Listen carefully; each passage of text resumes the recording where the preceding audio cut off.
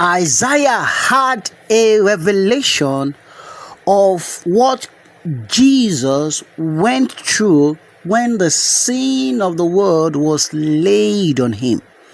When he decided to take the place of the sinner in the place of pain and punishment, when the sin of the world was laid on him.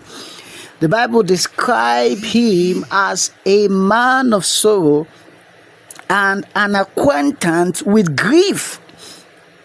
When the Bible said that someone is a man of sorrow, a man who is acquainted with grief, I want to tell you what comes to mind so that you understand the meaning of that phrase. Because when you are a man of sorrow, you are an acquaintance with grief, you will prefer death over the kind of torture that you are experiencing.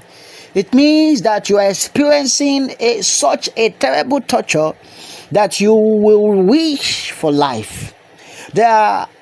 Historically, there are ways men had been tortured in the time past that even till now, you can't just comprehend it. You cannot sit down and watch it. You cannot observe it because the pain, the anguish. If you find anybody being tortured in that way, killing the person is an act of mercy. It's an act of great mercy. When the rich man was being tortured because of his sins, he was in such a terrible condition that he was begging for a drop of water. I tell you the truth, there is no situation, nobody in this world has any kind of problem that is so bad that the person is asking for a drop of water on their lips. This is how bad the consequences of sin is. The punishment that comes with sin, the reproach that comes with sin, the judgment that comes upon sin, that is how bad it is.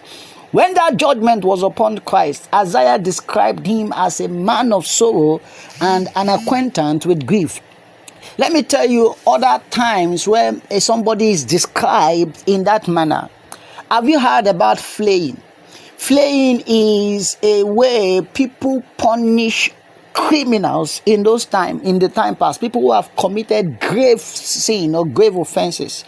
In flaying, they will skin you while you are alive. While you are alive, they will try to skin you, remove your skin, expose your flesh to they will just expose your flesh. That is terrible. You will prefer to die than to be skinned alive.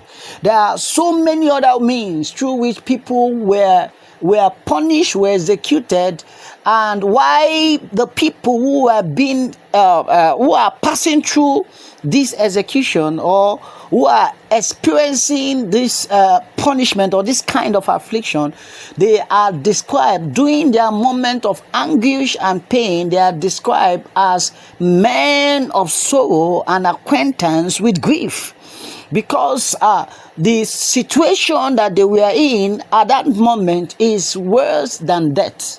Is worse than death. In fact, death is an act of mercy. There are so many ways people have been punished. There are people who were boiled alive. They will be put and they will be boiled, gradually warming the water. They can't escape. They will be in the water. They will not die. The water will be boiling gradually until they will suffer and suffer and suffer and suffer.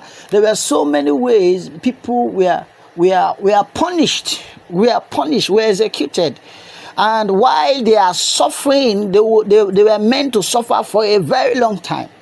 And while they are suffering, wishing for death, which will not come, while they are wishing for death, the description is at that time when they are suffering is they are considered or they are described as men of sorrow and acquaintance with grief. That was what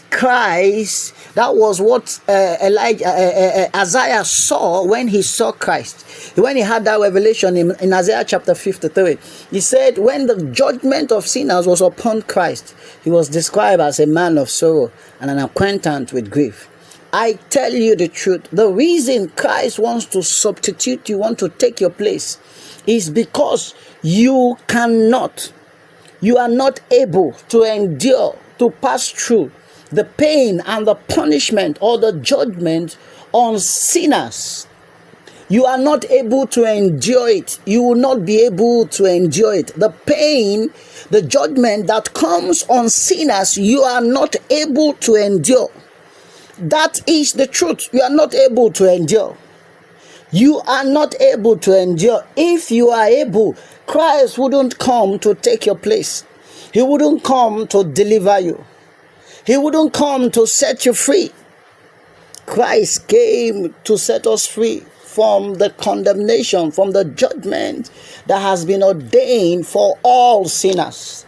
For Christ came to set us free from the judgment that has been ordained for everyone who will not believe in the gospel.